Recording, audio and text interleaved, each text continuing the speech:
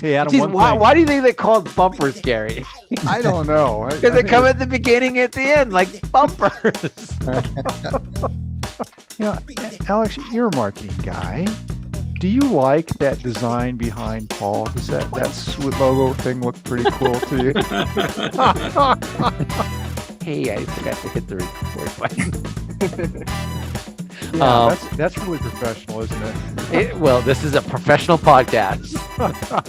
I met her in a parking lot and was handed 2 little Yorkies. And the only person I knew that knew Yorkies was Paul. So I called Paul and said, Paul.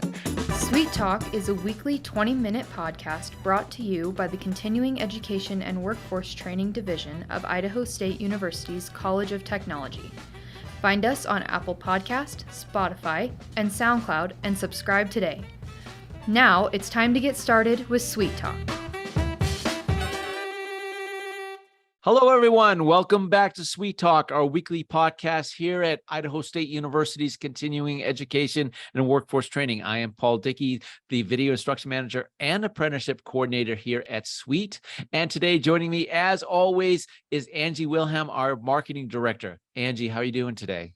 I'm doing well. Thank you for having me. We have a really special guest. It's a little bit of a different podcast today. We have Darren Erickson, who is a custodian with our facility services here at Idaho State University. For those of you watching and not just listening, I believe he has one of his little pets in the background. I'm very excited to see that cat. Welcome today, Darren. Can you tell us a little bit about yourself? My name's Darren, obviously. I grew up here in Southeast Idaho. I've lived here since 1975, and I worked at ISU for just about a year now, cleaning at the Christensen building. Okay, so I actually have a question to start you off with, Darren. I was a custodian through my college years. I really liked the job, but I was not a custodian at the university, which at this point I'm now regretting because I think that would have been a much better fit for me for one particular reason. For those of you who know Darren is actually working on his master's degree here at Idaho State University. Darren, there's a particular benefit to being a full-time employee, benefited employee at ISU when it comes to reduced tuition. Can you tell us a little bit about how that affects you in your daily life? Working full-time at ISU gives us the opportunity to take our credits at $5 per credit hour. At the other university I attended, I finished 12 credits, and it was $615 per credit hour. And their master's degree program was 36 credits, where the Master of Arts in English at ISU is only 30 credits.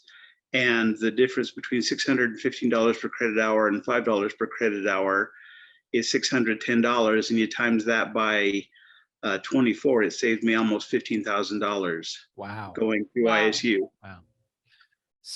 So, Darren, quick question. What is your master's in? Well, originally, I'm interested in writing, and I went through the pathway program at BYU, Idaho, and I discovered a talent for writing. And the other university I was attending, they had a master's degree in professional writing, which gives you the opportunity to learn about technical writing, writing grants, writing speeches, different things like that. At ISU, Idaho State University, my master's degree will be in English. That's the closest fit I could find, and that's what I would like to go with. Okay. So how long have you been attending Idaho State University? I've worked at ISU since October of last year, and I'll start in the master's program in January. I've got 18 credits left. Okay, excellent. So how did you get the position in as custodial at the university? Well, it's something I was interested in doing. I checked at different times along the way to see if there were any openings, and there was an opening last September. And I thought, hey, you might as well try it and see. And here I am. So was the one of the main reasons is the reduced credit fee? Yes.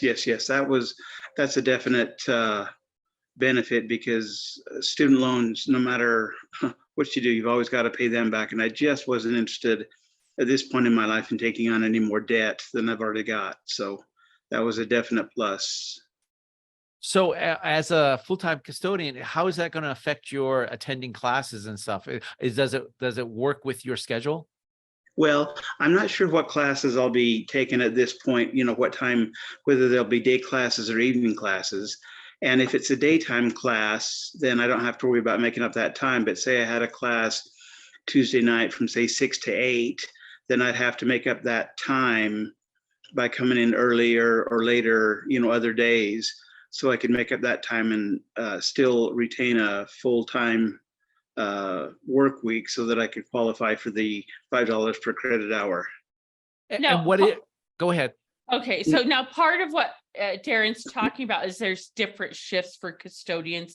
So you might be on a day shift. He is on the evening shift for that, which does give us shift differential. So what I believe what he's saying is that if he takes school during the day, that won't be an issue for him because he starts work in the afternoon. But if he has evening classes, he will just need to make up those custodial hours during the daytime.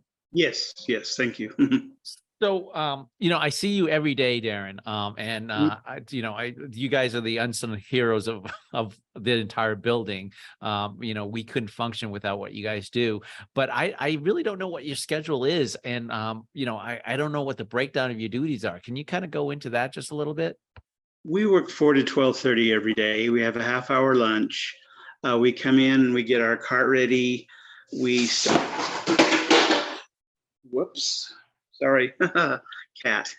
Anyway, and then we start cleaning in the tech cafe, start cleaning the restrooms, and then we do the first floor restrooms, go downstairs to B2 and come up and clean the bathrooms on the first floor.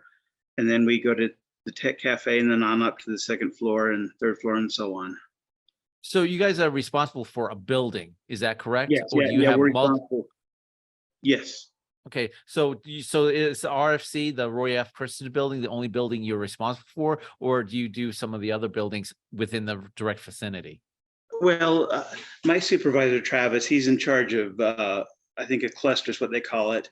If I remember correctly, he's in charge of plant science, the Albion, education, the lecture hall, and then also the RFC building. So he's got custodians at those different places, and it's his responsibility to make sure that those are cleaned every day, everything is flowing smoothly, everybody's got everything they need.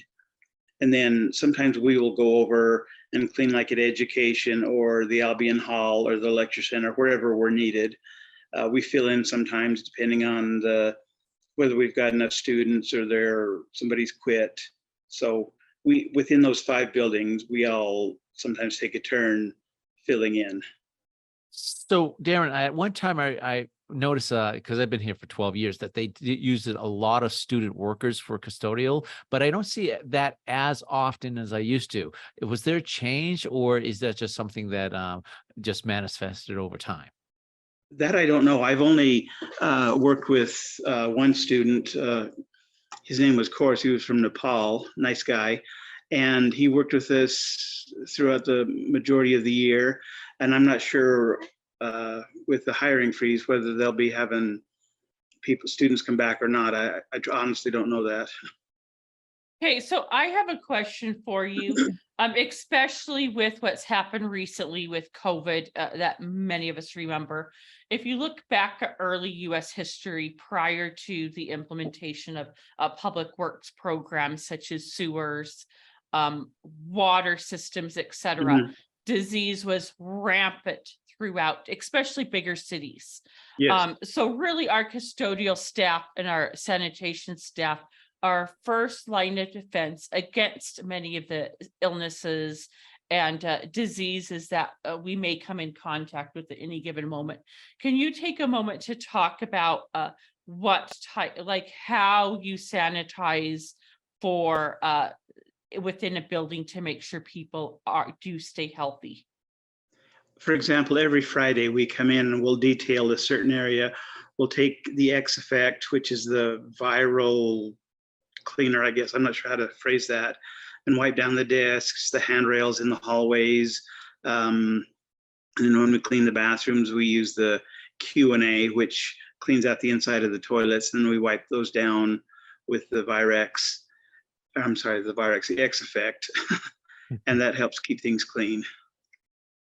Yeah. So, I imagine, do you have like a set schedule where you do one section of the building detailed, and then on another day you do another section of the building detailed? How does that work? We don't have a set schedule for detailing as far as I'm concerned. We just keep an eye on which sections, well, I guess we keep track of, we've done the first floor one week, the second floor next week, and then the third floor the next week, and then maybe B1 and B2 the following week. So we do try to keep track, so we're not doing one section all the time, like the second floor, and then forgetting the third or the first floor. So yeah, we do keep track of that. So currently, we've been coming out of the summer months, and I know there's a lot less people on campus. And next week, we're going to have students returning onto campus. What kind of increase in workload does that cause for you guys?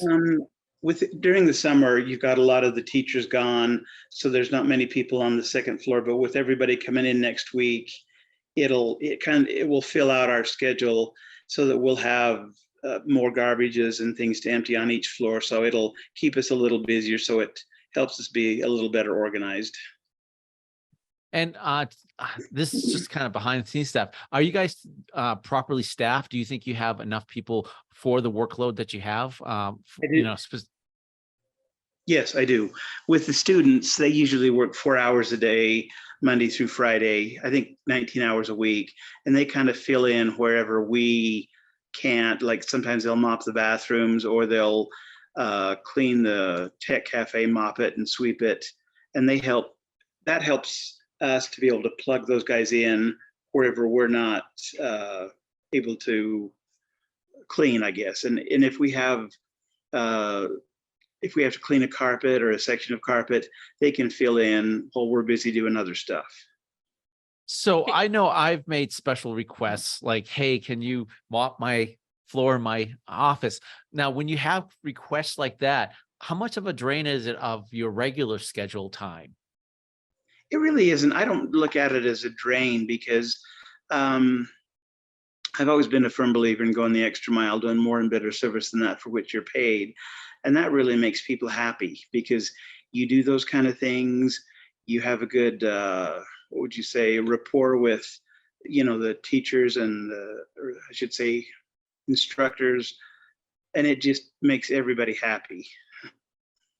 So I have a question for you, Darren. We are chatty Cathy's here in our office, so that we have a pretty good rapport with other people who work within the building, especially again with our custodial staff. And being a custodian in a former profession of mine, there were certain things I would like people to do that can make my job easier as a custodian. Is there anything any advice you would give people in our building, or in any building in particular, that they could do that would really help alleviate some of the items that you need done, or just make your job easier? Probably the biggest thing is sometimes people will put their coffee cups or their sodas inside the garbage, and they won't dump them out. And then you take that out of the garbage, you try to put it in your cart, and it just makes a mess all over. That's probably the biggest thing I would say right there. So properly disposing of liquid prior to putting it into. Yes.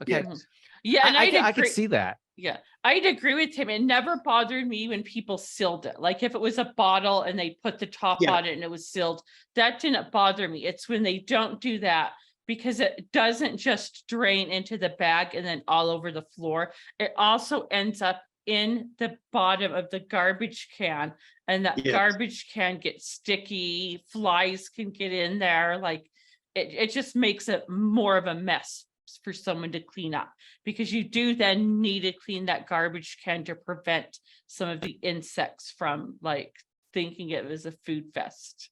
Yes, very good point. Very good point.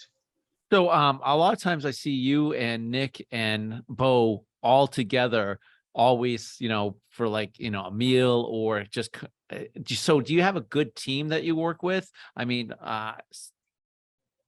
I do have a really good team. I like the guys that I work with. I appreciate my supervisor, Travis. anytime that you don't have a good camaraderie in the group you work with, it doesn't help the dynamic. You're not as efficient. If you have, what would you say, internal dissension, it shows, how would I say, if we're not getting along, then you guys in continuing education can tell. They can tell up on the third floor in Center for New Directions or any place that we work and they have contact with us. They can tell that we're not getting along. If we're not getting along, and we do get along really well, and I'm glad for that, because it makes a huge difference. Okay, so go ahead, Paul. No, I just appreciate, all three of you guys. You're a great team, it looks like, and I always appreciate anything that you do for us. Thank you. Okay. Thank you. So one thing I was going to mention is part of why we had Darren on here is because he's, we know all of these custodians, we are friends with these custodians, but Darren has a very interesting background and future that he's looking for. And part of that, of course, is the fact that part of the reason he took this job was to further his education in a way that was beneficial financially to him by these $5 an hour credit. So I think that's very, very interesting as well, because that might be something that's appealing to someone who's looking at doing the same thing that Darren is, from taking a little note from his book. So Darren, can you talk about just the pros and cons of your job and what you really, really like about it, what people may just need to realize about it as they may be looking at following in your footsteps to alleviate some of the finances from their education by taking a job as a custodian here at ISU? Well, the $5 per credit hour, like we've talked about, is a huge blessing, I guess, because, student loans, you pay those back no matter what.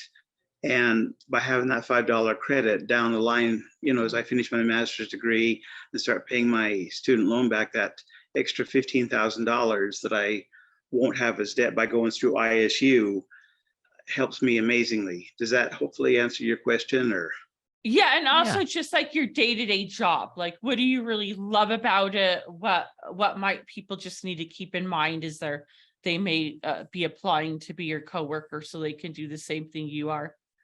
As much as anything, I enjoy getting to know the staff. I mean, everybody's got a story. Everybody comes from somewhere. Everybody has things that they don't like, that they are good at, that they're not good at. I just enjoy getting to know people. I wish I could, you see so many different people in the course of a day. I wish I could remember everybody's name better. I mean, I'm good at remembering names, but you just see so many. And I like to get to know everybody and say, hi, I'm Darren. If we can do anything for you guys, please let us know.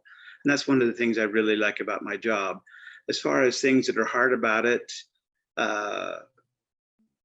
working a night schedule, I come home and I don't get to sleep right away. And I usually am up all night, sleep all day kind of thing. That's kind of challenging, but it's just something you have to work around and make it happen. Yeah, I worked a night job before. It's tough, especially during the summer months. There's so much light. So Darren, could you I know you're going for an English master's right now, but what is your goal or your future? What do you want for your future doing that master's program? Like I say, when I was taking the pathway program through BYU Idaho, I took an English 106 class, and it's writing a lot of essays and different things like that.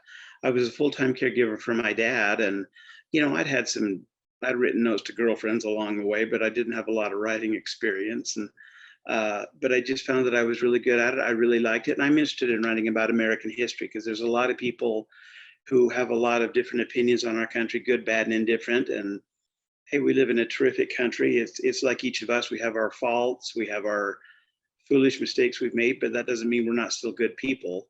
Just because you make one mistake, that doesn't mean it defines your whole future. And I'd like to help people learn about what a terrific country we have. It's not perfect, but it's still got a lot of good things going for it. And that's what I'd like to do. I'm especially interested in blogging and helping people learn that way. Excellent. Do you have a blog right now?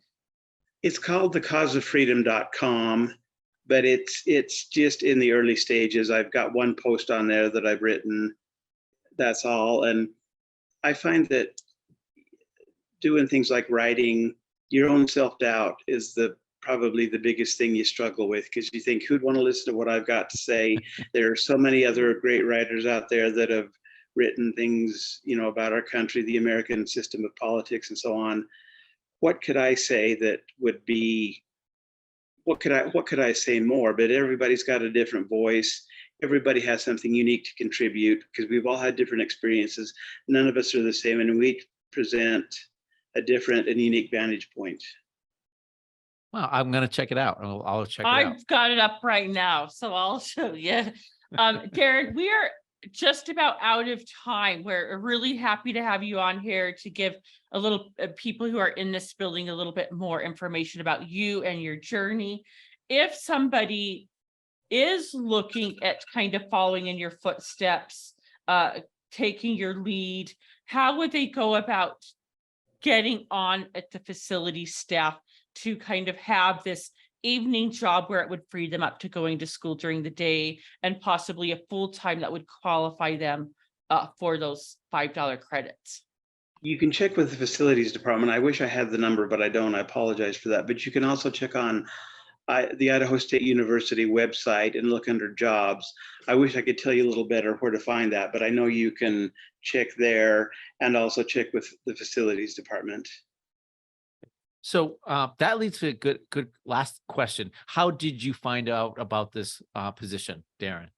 I was looking at I was looking like at Indeed, different websites like that, and I found that there were some openings at ISU, and I just thought, hey, I'm going to try it. I don't know if I'll make it, but here I am, and away we go. Excellent, excellent.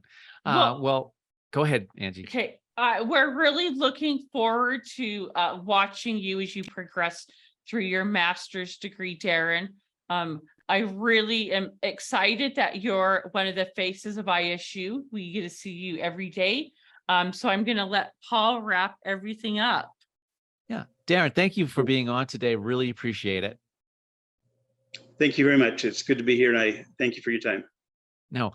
So if anyone wants to check out our offerings at Continuing Education Workforce Training, you can visit our website at cetrain.isu.edu, or you can email us at cetrain@isu.edu, or give us a call at 208-282-3372. And if you enjoy this content, please like, share, subscribe, and always, Gary's not here.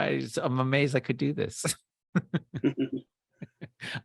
So thank you so much, and you be safe out there. Thank you.